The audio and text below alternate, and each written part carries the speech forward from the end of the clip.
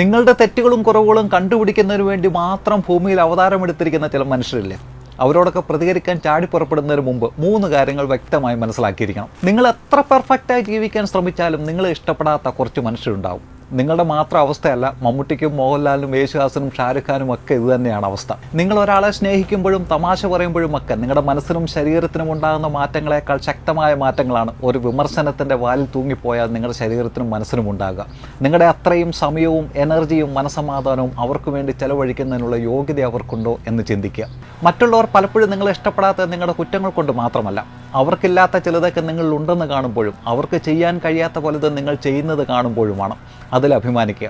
Simplicity എന്നും maturity എന്നും ഒക്കെ പറഞ്ഞ് നമ്മൾ കൊണ്ടു നടക്കുന്ന ഒരു ശീലമുണ്ട്. 100 പേർ പറയുന്ന നല്ല കമൻറ്റുകൾ നമ്മൾ മറന്നു കളയും. 101ാമത്തെ വിമർശനം നമ്മൾ മനസ്സിൽ സൂക്ഷിച്ചുകൊണ്ട് നടക്കും. ഇൻസൾട്ട് അല്ല ഏറ്റവും വലിയ മോട്ടിവേഷൻ, പ്രോത്സാഹനങ്ങളാണ്. അതെടുക്കാനും കൊടുക്കാനും പഠിക്കുക. നിങ്ങളുടെ തെറ്റുകളും കുറവുകളും